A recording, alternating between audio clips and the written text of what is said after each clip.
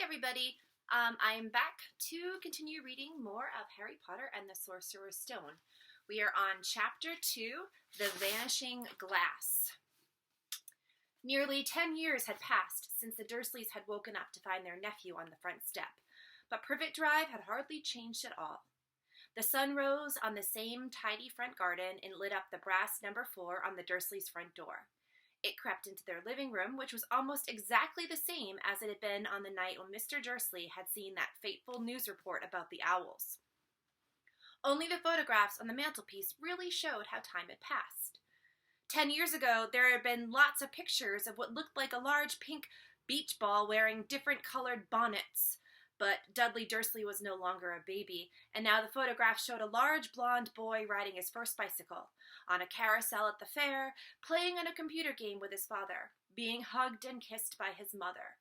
The room showed no sign at all that another boy lived in the house, too. Yet, Harry Potter was still there, asleep at the moment, but not for long. His Aunt Petunia was awake, and it was her shrill voice that made up the first noise of the day. "Up! Get up, now!" Harry woke with a start. His aunt rapped on the door again. "Up!" she shrieked. Harry heard her walking toward the kitchen, and then the sound of the frying pan being put on the stove. He rolled onto his back and tried to remember the dream he had been having. It had been a good one. There had been a flying motorcycle in it. He had a funny feeling he'd had the same dream before. His aunt was back outside the door. "Are you up yet?" she demanded. "Nearly," said Harry. "Well, get a move on. I want to get you to look after the bacon, and don't you dare let it burn. I want everything perfect on Dudley's birthday." Harry groaned. "What did you say?" his aunt snapped through the door. Nothing. Dudley's birthday. How could he have forgotten? Harry got slowly out of bed and started looking for socks. He found a pair under his bed, and after pulling a spider off one of them, put them on. Harry was used to spiders, because the cupboard under the stairs was full of them, and that was where he slept. When he dressed, he went down to the hall into the kitchen. The table was almost hidden beneath all of Dudley's birthday presents. It looked as though Dudley had gotten the new computer he'd wanted, not to mention the second television and the racing bike. Exactly why... Oh, hello. Here we go. Kitty wants to be part of this, too. Okay. Exactly why Dudley wanted a racing bike was a mystery to Harry, as Dudley was very fat and hated exercise, unless, of course, it involved punching somebody. Dudley's favorite punching bag was Harry, but he couldn't often catch him. Harry didn't look it, but he was very fast. Perhaps it had something to do with living in a dark cupboard, but Harry had always been small and skinny for his age. He looked even smaller and skinnier than he really was, because all he had to wear were old clothes of Dudley's, and Dudley was about 4 times bigger than he was. Harry had a thin face, knobbly knees, black hair, and bright green eyes. He wore round glasses held together with a lot of Scotch tape because of all the times Dudley had punched him on the nose. The only thing Harry liked about his own appearance was a very thin scar on his forehead that was shaped like a bolt of lightning. He had had it as long as he could remember, and the first question he'd ever remember asking his Aunt Petunia was how he had gotten it. "In the car crash when your parents died," she had said, "and don't ask questions." Don't ask questions. That was the very first rule for a quiet life with the Dursleys. Uncle Dursley entered the kitchen as Harry was turning over the bacon. "Comb your hair," he barked as way of morning greeting. About once a week, Uncle Vernon looked over the top of his newspaper and shouted that Harry needed a haircut. Harry must have had more haircuts than the rest of the boys in his class put together, but it made no difference. His hair simply grew that way, all over the place. Harry was frying eggs by the time Dudley arrived in the kitchen with his mother. Dudley looked a lot like Uncle Vernon. He had a large pink face, not much of a neck, small watery blue eyes, and thick blonde hair that lay smoothly on his thick, fat head. Aunt Petunia often said that Dudley looked like a baby angel. Harry often said that Dudley looked like a pig in a wig. Harry put the plate of eggs and bacon on the table, which was difficult as there wasn't much room. Dudley, meanwhile, was counting his presents. His face fell. 36, he said, looking up at his mother and father. "That's 2 less than last year." "Darling, you haven't counted Aunt Marge's present. See, it's here under that big one from Mummy and Daddy." "All right, 37 then," said Dudley, going red in the face. Harry, who could see a huge Dudley tantrum coming on, began wolfing down his breakfast as fast as he could in case Dudley turned the table over. Aunt Petunia obviously scented danger too because she said quickly, "And we'll buy you another 2 presents while we're out today. How's that, Popkin? 2 more presents. Is that all right?" Dudley thought for a moment. It looked like hard work. Finally he said slowly, "So I'll have 39 sweetums," said Aunt Petunia. "Oh," said Dudley. Sat down heavily, grabbed the nearest parcel. "All right, then."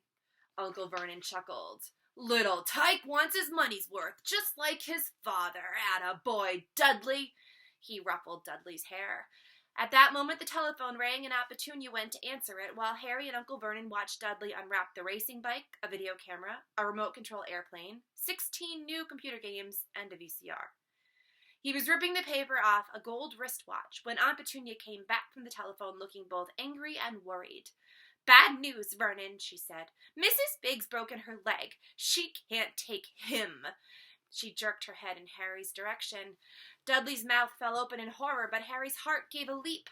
Every year on Dudley's birthday, his parents took him and a friend out for the day. To adventure parks, hamburger restaurants, or the movies. Every year, Harry was left behind with Mrs. Fig, a mad old lady who lived 2 streets away. Harry hated it there. The whole house smelled of cabbage, and Mrs. Fig made him look at photographs of all the cats she'd ever owned. "Now what?" said Aunt Petunia, looking furiously at Harry as though he'd planned this. Harry knew he ought to feel sorry that Mrs. Fig had broken her leg, but it wasn't easy when he reminded himself that it would be a whole year before he had to look at Tibbles, Snowy, Mr. Paws, and Tufty again. "We could phone Marge," Uncle Vernon suggested. "Don't be silly, Vernon. She hates the boy." The Dursleys often spoke about Harry like this, as though he wasn't there, or rather as though he was something very nasty that they couldn't understand them, like a slug. "What about what's her name, your friend Yvonne? On vacation in Majorca," snapped Aunt Petunia. "You could just leave me here," Harry put on. Hopefully, he'd be able to watch what he wanted on television for a change and maybe even have a go on Dudley's computer. Aunt Petunia looked as though she'd just swallowed a lemon. "And come back and find the house in ruins," she snarled. "I won't blow up the house," said Harry, but they weren't listening. "I suppose we could take him to the zoo," said Aunt Petunia slowly, "and leave him in the car. That car's new. He's not sitting in it alone." Dudley began to cry loudly. In fact, he wasn't really crying. It'd been years since he'd really cried. But he knew that if he screwed up his face and wailed, his mother would give him anything he wanted. "Dinky Duddydums, don't cry. Mummy won't let him spoil your special day," she cried, flinging her arms around him. "I don't want him to come," Dudley yelled between huge pretend sobs. "He always spoils everything." He shot Harry a nasty grin through the gap in his mother's arms. Just then the doorbell rang. "Oh, good Lord, they're here," said Aunt Petunia frantically, and a moment later Dudley's best friend, Piers Pocus, walked in with his mother. Piers was a scrawny boy with a face like a rat. He was usually the one who held people's arms behind their backs while Dudley hit them. Dudley stopped pretending to cry at once. Half an hour later, Harry, who couldn't believe his luck, was sitting in the back of the Dursleys' car with Piers and Dudley on the way to the zoo for the very first time in his life. His aunt and uncle hadn't been able to think of anything else to do with him, but before they left, Uncle Vernon had taken Harry aside. "I'm warning you," he said, putting his large purple face right up close to Harry's. "I'm warning you now, boy. Any funny business at all, anything at all, and you'll be in that cupboard from now until Christmas." "I'm not doing anything," Harry said, honestly. But Uncle Vernon didn't believe him. No one ever did. The problem was, strange things often happened around Harry, and it was just no good telling the Dursleys he didn't make them happen. Once Aunt Petunia, tired of Harry coming back from the barber's, looking as though he hadn't been at all, had taken a pair of kitchen scissors and had cut his hair so short he was almost bald, except for his bangs, which she left to hide that horrible scar. Dudley had laughed himself silly at Harry, who spent a sleepless night imagining school the next day, where he was already laughed at for his baggy clothes and taped glasses. Next morning, however, he had gotten up to find his hair exactly as it had been before. Aunt Petunia had sheared it off. He had been given a week in his cupboard for this, even though he had tried to explain that he couldn't explain how it had grown back so quickly. Another time, Aunt Petunia had been trying to force him into a revolting old sweater of Dudley's, brown with orange puffballs. The harder she tried to pull it over his head, the smaller it seemed to become, until finally it might have fitted a hand puppet, but it certainly wouldn't fit Harry. Aunt Petunia had decided it must have shrunk in the wash, and to his great relief, Harry wasn't punished. On the other hand, he'd gotten into trouble for being found on the roof of the school kitchens. Dudley's gang had been chasing him as usual when, as much to Harry's surprise as anyone else's, there he was sitting on the chimney. The Dursleys had received a very angry letter from Harry's headmistress telling them Harry had been climbing school buildings. But all he tried to do as he shouted at Uncle Vernon through the locked door of his cupboard was jump behind the big trash cans outside the kitchen doors. Harry supposed that the wind must have caught him in mid-jump. But today, nothing was going wrong. It was even worth being with Dudley and Piers to be spending the day somewhere that wasn't his school, his cupboard, or Mrs. Figg's cabbage-smelling living room. While he drove, Uncle Vernon complained to Aunt Petunia. He liked to complain about things. People at work, Harry, the council, Harry, the bank, and Harry were just a few of his favorite subjects. This morning it was motorcycles. "Roaring along like maniacs, the young hoodlums," he said, as a motorcycle overtook them. "I had a dream about motorcycles," said Harry, remembering suddenly. "It was flying." Uncle Vernon nearly crashed into the car in front. He turned right around in his seat and yelled at Harry, his face like a gigantic beet with a mustache. "Motorcycles don't fly!" Dudley and Piers snickered. I know they don't," said Harry. "It was only a dream." But he wished he hadn't said anything. If there was one thing the Dursleys hated even more than his asking questions, it was his talking about anything acting in a way it shouldn't, no matter if it was in a dream or even a cartoon. They seemed to think he might get dangerous ideas. It was a very sunny Saturday, and the zoo was crowded with families. The Dursleys bought Dudley and Piers large chocolate ice creams at the entrance, and then, because a smiling lady in the van had asked Harry what he wanted before they could hurry him along, they bought him a cheap lemon ice pop. It wasn't bad either, Harry thought, looking at it as they watched a gorilla scratching its head, who looked remarkably like Dudley, except that it wasn't blonde. Harry had the best morning he'd had in a long time. He was careful to walk a little way apart from the Dursleys so that Dudley and Piers, who were starting to get bored with the animals by lunchtime, wouldn't fall back on their favorite hobby of hitting him. They ate in the zoo's restaurant, and when Dudley had a tantrum because his Knickerbocker glory didn't have enough ice cream on top, Uncle Vernon bought him another one, and Harry was allowed to finish the first. Harry felt afterward that he should have known it was all too good to last. After lunch, they went to the reptile house. It was cool and dark in there, with lit windows all along the walls. Behind the glass, all sorts of lizards and snakes were crawling and slithering over bits of wood and stone.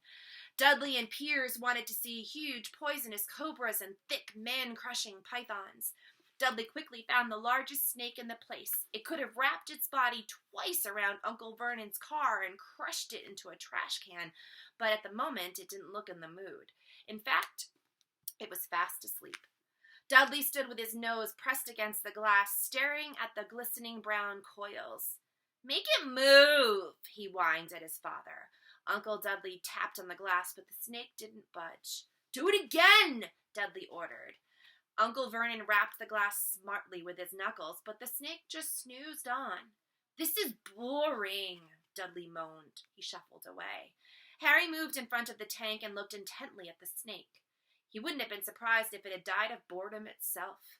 No company except stupid people drumming their fingers on the glass, trying to disturb it all day long. It was worse than having a cupboard as a bedroom, where the only visitor was Aunt Petunia hammering on the door to wake you up. At least he got to visit the rest of the house. The snake suddenly opened its beady eyes. Slowly, very slowly, it raised its head until its eyes were level with Harry's. It winked. Harry stared. Then he looked quickly around to see if anyone was watching. They weren't. He looked back at the snake and winked too. The snake jerked its head toward Uncle Vernon and Dudley and then raised its eyes to the ceiling. It gave Harry a look that said quite plainly, "I get that all the time." "I know," Harry murmured through the glass, though he wasn't sure the snake could hear him. "It must be really annoying." The snake nodded vigorously. "Where do you come from, anyway?" Harry asked. The snake jabbed its tail at a little sign next to the glass. Harry peered at it. "Boa constrictor, Brazil." "Was it nice there?" The boa constrictor jabbed its tail at the sign again, and Harry read on. "This specimen was bred in the zoo." "Oh, I see, so you've never been to Brazil." As the snake shook its head, a deafening shout behind Harry made both of them jump. "Dudley! Mr. Dursley! Come and look at this snake! You won't believe what it's doing!"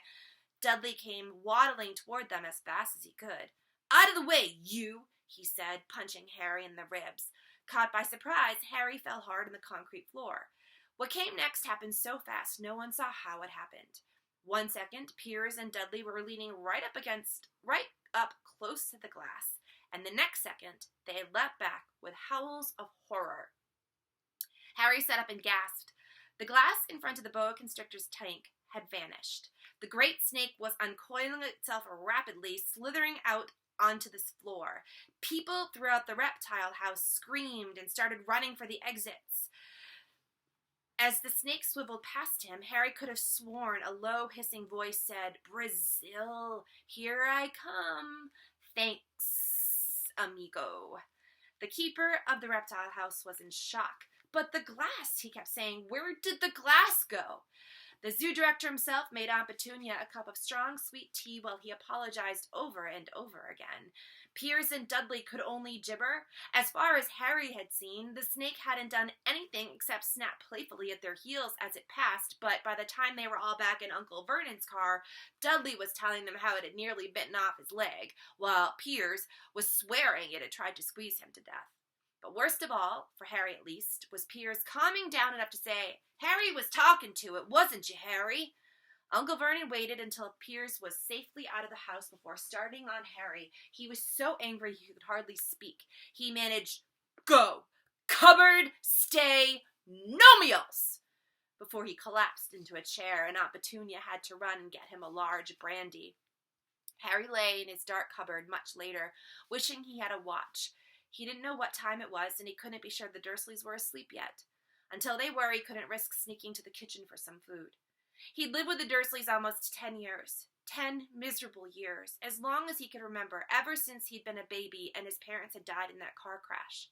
He couldn't remember being in the car when his parents had died. Sometimes, when he strained his memory during long hours in his cupboard, he came up with a strange vision. A blinding flash of green light and a burning pain on his forehead. This, he supposed, was the crash, though he couldn't imagine where all the green light came from. He couldn't remember his parents at all. His aunt and uncle never spoke about him, and of course he was forbidden to ask questions. There were no photographs of them in the house. When he'd been younger, Harry had dreamed and dreamed of some unknown relation coming to take him away, but it never happened.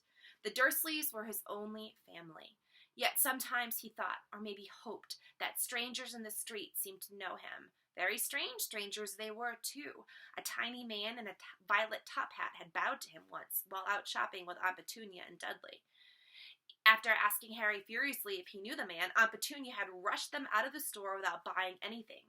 A wild-looking old woman, dressed all in green, had waved merrily at him once on a bus. A bald man in a very long purple coat had actually shaken his hand in the street the other day and then walked away without a word. The weirdest thing about all these people was the way they seemed to vanish the second Harry tried to get a closer look. At school, Harry had no one. Everybody knew that Dudley's gang hated the odd Harry Potter in his baggy old clothes and broken glasses, and nobody liked to disagree with Dudley's gang. And that's Chapter 2. Stay tuned for Chapter 3.